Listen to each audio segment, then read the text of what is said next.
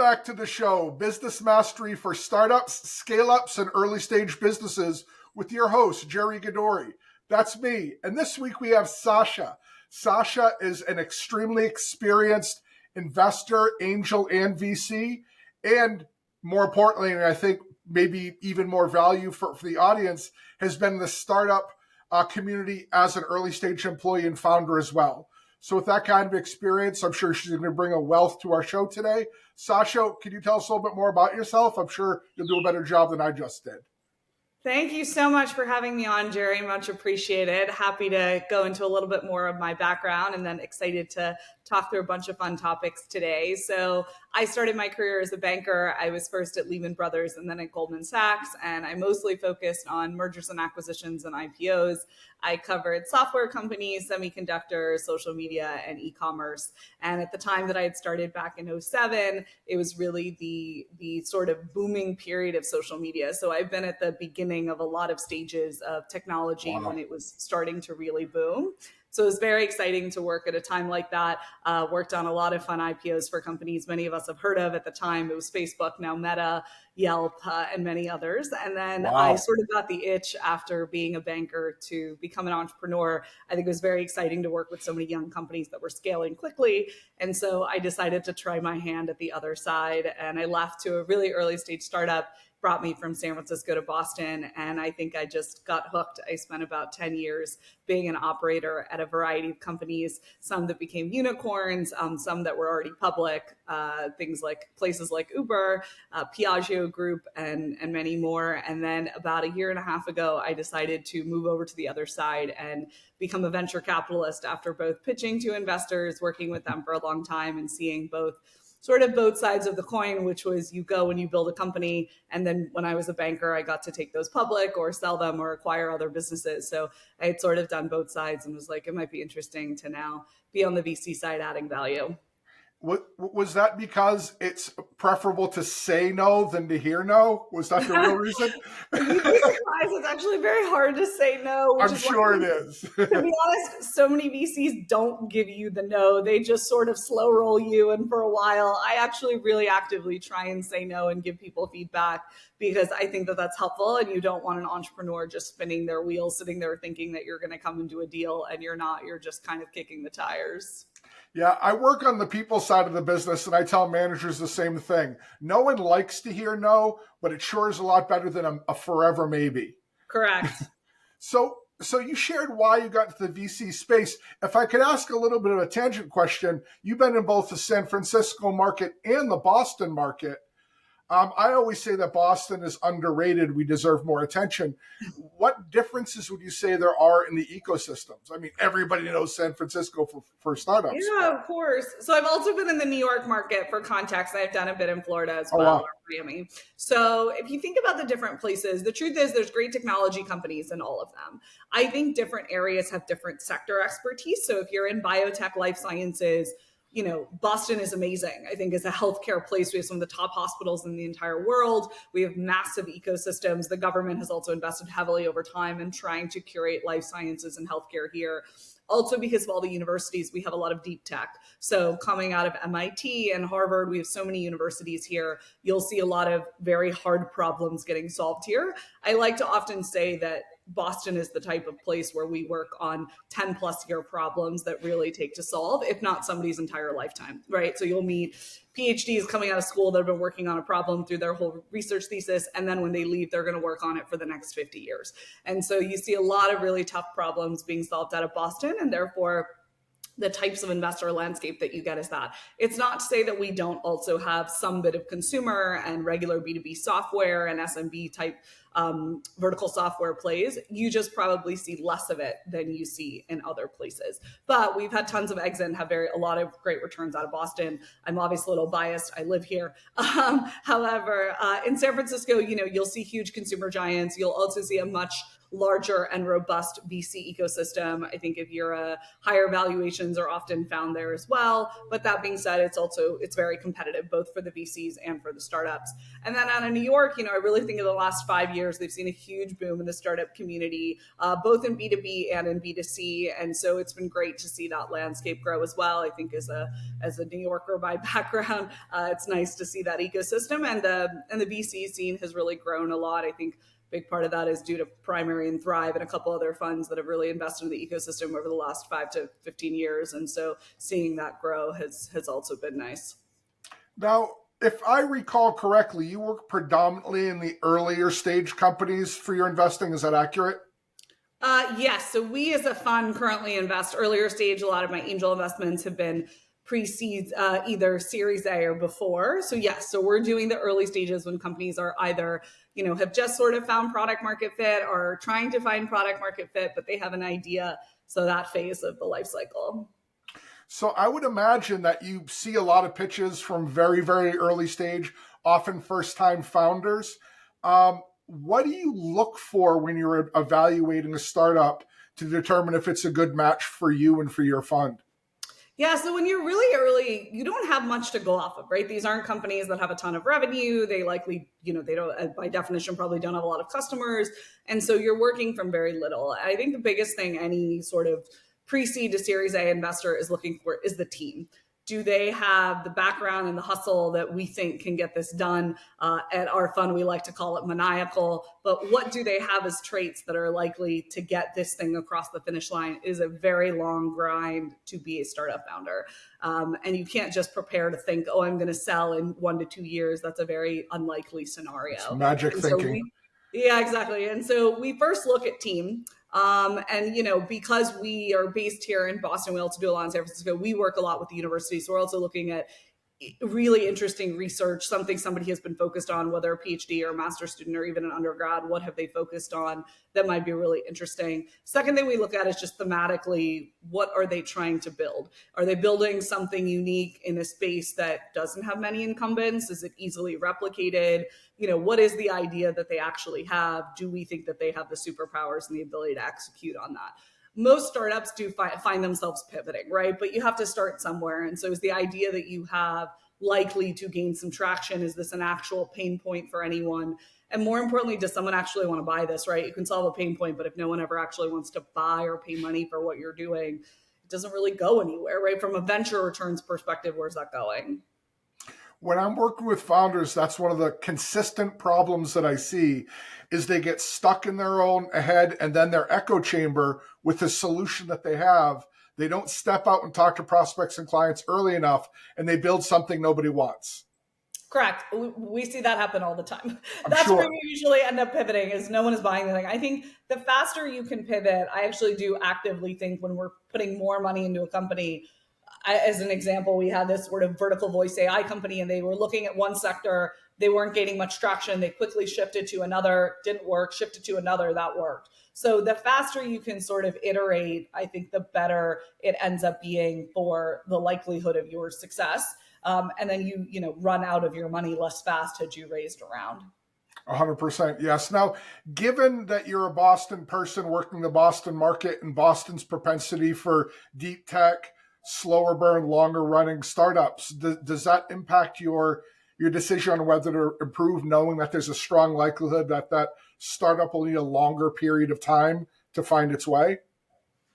Yeah. So I think that from an investment standpoint, if you're investing in life sciences and biotech and healthcare, the journey's long, and they're very used to spending significantly more money investing in companies, digital health tech aside.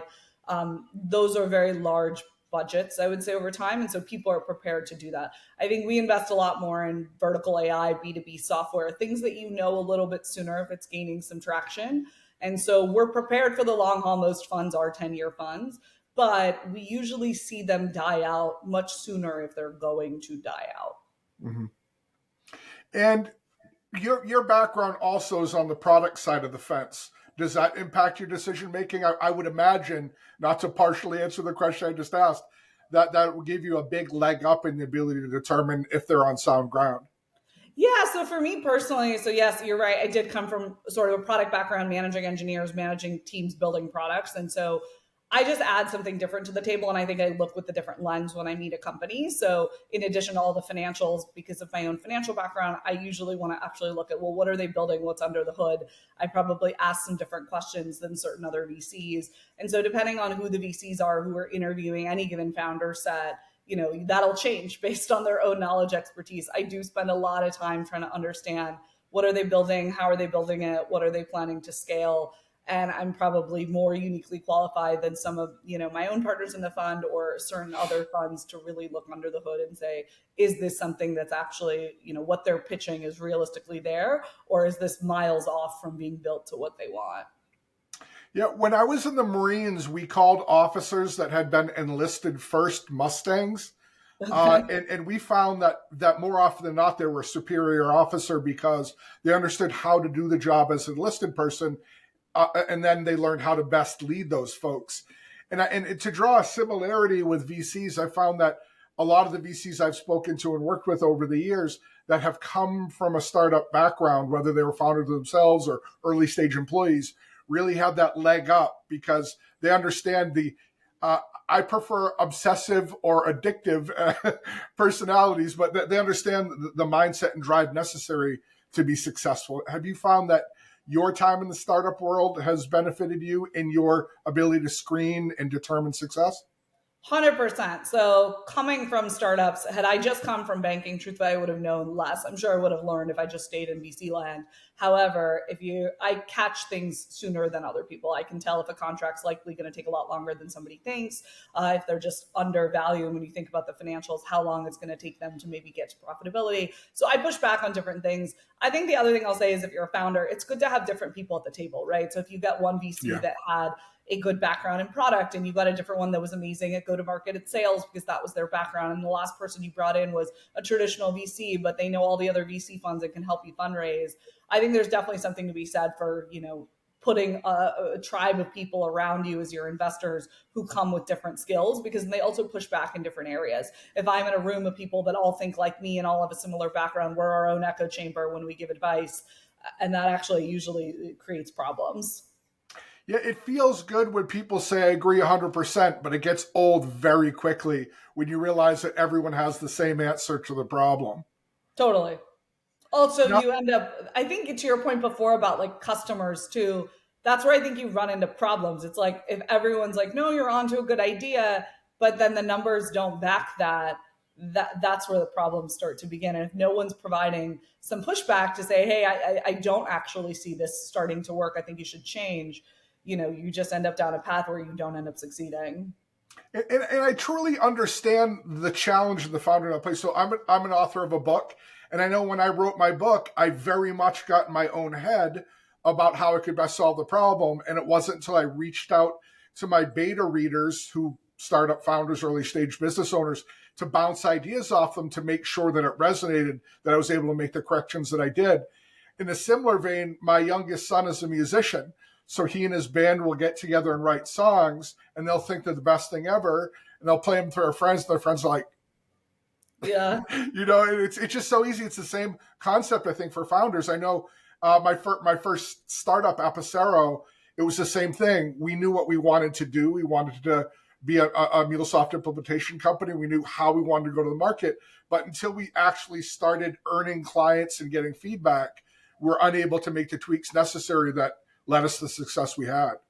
I mean, as you know, customer feedback is paramount, right? For I mean, sure. I think it's hard sometimes when you build something, you put all of your sweat and blood and tears into it, and then it goes out in the world and somebody doesn't like it. It feels very personal. But the truth is, business Yes. is not personal. And the more you can extract yourself from the work that you did, you have to be willing to throw it all away, frankly. If you build this whole thing, you take it to customers and they don't like it or they need it tweaked, all of your ego has to go out the door, and frankly, all the time that it took you to build that. And you just have to change it to something that anybody wants. And so the faster you can get customer feedback and hear no's, frankly, or hear yeses and somebody wants to pay, that's the best thing that can happen to you. Yes, with a paycheck is the answer. Yes, agree. Not yes, it's a great idea. I don't need it right now, but yes, with a paycheck, that's real feedback. And, Right. it's interesting. There's so many dichotomies in the startup world. You have to be resilient, but you have to be ready to pivot. You have to be passionate an all in, but you have to be ready to throw it all away. How do you, as somebody who sat on both sides, how do you make those decisions? Because gosh, if you're pivoting all the time, you're just going to be a top. There's going to be some resilience. But if you're too resilient, then you find the end of your runway and you nosedive off the cliff. Yeah, you pretty much laid out what it's like to be a CEO or a founder all the time. Yeah. But I do think on the pivoting point, at least, hopefully you're not constantly pivoting. I mean, the idea is you pivot with some feedback and then you iterate on that to the point where it gets to what you like. And then hopefully that's working. And I mean, look, not all ideas work. I hate to say this, but most startups fail. And so 93%. It's definitely the case where a lot of ideas just die on the vine, or they die because it's the team executing it or timing. I mean, if you think about a lot of great ideas over time, I think about some of the original social media. I'm dating myself so much, but MySpace and all of these things, like they were a little bit ahead of their time, right? And so now when you think about it, sometimes I think about companies that were actually amazing, but they were 10 years too early or something else. And so that's also at play. As you are a founder, every day is a grind. And so I think you have to at some point though trust your gut around pivoting, I mean, less on the resilience point, but just as you get through the day to day, at some point you have to start seeing the signals and make a decision before you run out of runway. And I've seen companies do this. I've seen them just close down. They're like, we pivoted a bunch. This actually apparently is not a thing that anybody wants to buy. And so we're just going to give you back your money. And that's happened. Mm-hmm. And, I've got folks in the audience that are investors. I've got folks in the audience that are founders. And I've got a lot of folks that are either in the ideation phase or what Stephanie Rulick likes to call startup curious.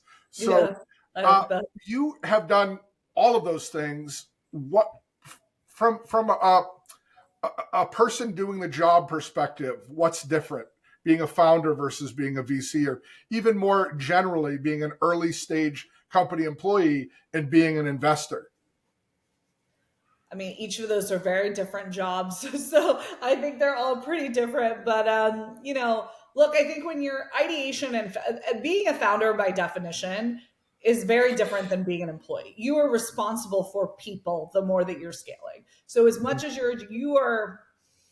I often say that the founder or the CEO is frankly a permanent salesperson in a way, because you're pitching to multiple audiences. You're pitching to get employees to come work for you. You're pitching to investors to get money. You're pitching to customers for sales. You're pitching to the outside world for PR and for any customers to buy your product. And so you are constantly selling yourself and your whole ethos and company all the time. And that's a different skill. I find it very exhausting. Some people love it. Know your place in a company.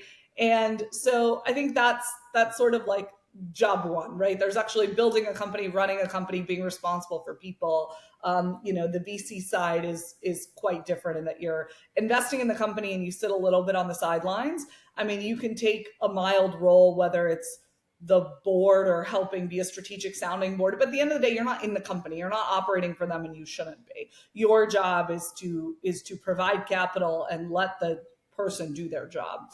I think coming in as an employee, some people like being the soldiers, whether it's the top soldier or not. They like to be part of the team. They want to be part of the growth, and they don't want to be, maybe in that founder CEO spot. Like I find it, because I've been in these different roles, it's a little lonely to also at the beginning to be a founder or a CEO.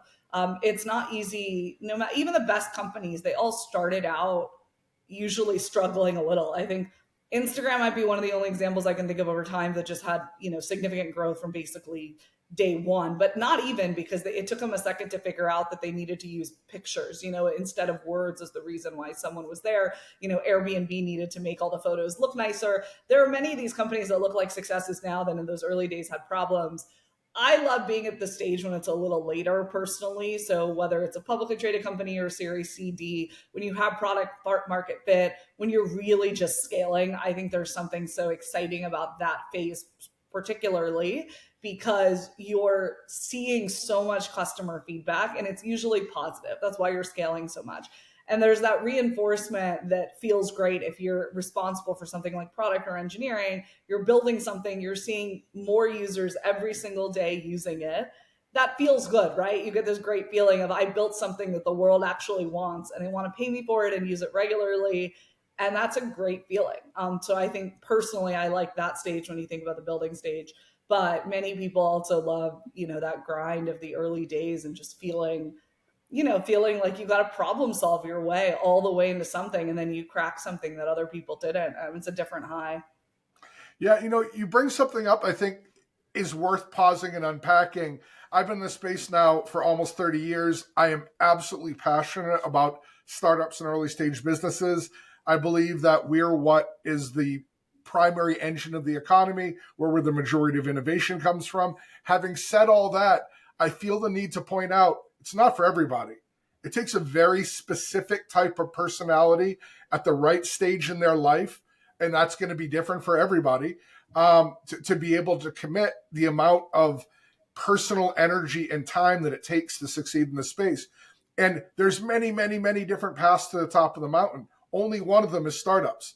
For a lot of folks, to your point, that later stage startup or an established company or a Fortune 500, that's your path. And there's no shame in that. Heck, it might be to be a solo entrepreneur. Whatever it is, finding your path is going to be far more likely to lead to success than believing the glamour of startup or founder life before speaking to one and them sharing with you that they work 7 days a week for the first 2 years. Yeah, I think we've also just glamorized startups significantly. Yes. Let's just first off, to separate these three, there's VC-backed startups. There's just companies that don't have venture capital or private equity money. And then there's like established companies. So let's just start with those three. You can make money in all of these, almost equivalently so, frankly, in different ways. I think when you have a VC-backed startup, the pressure and the stakes are very, very high because you've taken outside capital and you usually have a window under which that runs out.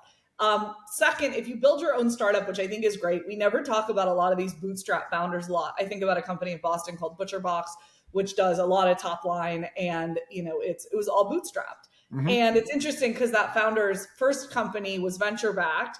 And then when they did this one, they wanted to be really, really sure. So they didn't lose any investors' money. They ended up bootstrapping as a huge success. And so I kind of also think about, we don't really end up spotlighting a lot of these bootstrap companies that have built huge businesses. But a lot of the businesses you just look at in the world, whether it's, things around making bottles or glass factories or steel or so many things that I know of that are just our basic needs versus sexy tech companies, they're all just businesses that were created from the ground up. And they were bootstrapped, and a lot of those businesses have done super well, and those people have generated huge returns, and they own the entire company. So, I know that we've glamorized startups so much, but there's nothing wrong with just building a business that throws off tons of cash and is doing great and it's profitable that you own 100% of. And then when it comes to big companies, there's no sneeze to be said that, frankly, you can lead a very good life and have a very stable income and job working at many, many big companies, not just in tech, but across industries. And plenty of those people make more than startup exits. So, I know that we glamorize the $1 billion exit, but that just doesn't happen that often. And depending on how much dilution you had, there are startups who've had huge exits and walk away with very little. And it's hard to believe that, but that's how the math works. I couldn't agree more. It's now I'm being a yes man, like we just said that we didn't like, but I totally agree with what you said. I've done the bootstrap route. I've done it wasn't VC back from the beginning, but we got backing later on. I've done that. And so much of it depends on what you're looking to achieve. Like my company now isn't investable. No, I'm not looking for an exit. There's not an exit plan. No VC in their right mind would say, "Oh, you have no exit plan? Here's a pile of cash." So that doesn't even make sense. So I think, again, finding the right vehicle for you. But that brings me around to this. You've been in the space for a long time. When you're, if you could give a founder any one piece of advice, what would that advice be? My one piece of advice would be to keep investors and the circle of people that may be investors updated. So if you've already taken VC money, then you should be sending regular updates to your investors and a close circle of people that you think may invest in you, because saying something is better than saying nothing. Yes. And even if you're just giving small wins, maybe it's an update every 2 months with an email. We closed these customers. We're on track for this type of traction. as you get ready to raise money or as you get ready to ask for favors, by them seeing your journey over time and being part of it, it makes them think that you're doing your job well.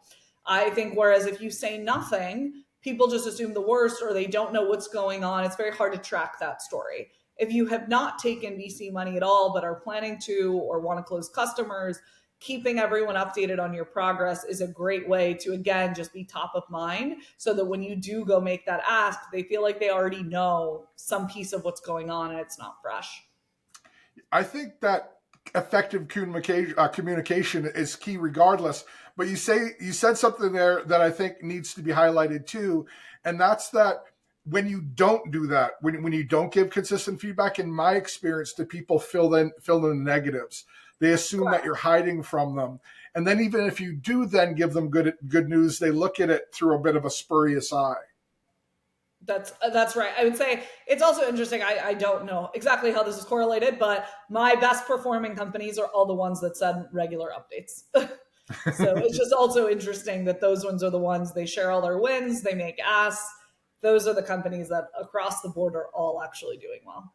And again, interesting correlation, but when I'm doing leadership training for my client companies, one of the things I tell them is if you're going through any type of change management in your company, implementing something new, if you feel like you're just communicating enough, you're probably halfway where you need to be, because every change that comes that an employee doesn't anticipate and don't hear from their boss about, they likely fill in again some type of a negative. So it's interesting, again, that consistent, effective communication is such a key skill. Probably a good life skill. Nothing having to do even just with giving your investors updates, but yes. Yes. So what advice do you give overall companies? What should startups focus on, especially early stage where you typically get involved? I mean, laser focused on product market fit and customers. Nothing else matters. If you can close customers, eventually VC money will come. The rest will follow if you have a product that somebody wants to pay for. I think the companies that spend time on so many other things or get distracted, I mean, focus is very paramount when you're young. You don't have a lot of time to figure it out. And so you really need to figure out very quickly what is working and who's willing to pay for it. So identifying product market fit and then who that target customer is or that target paying customer, that's very important. No, that's awesome. What about stickiness, about the ability to stay with that customer that you've landed?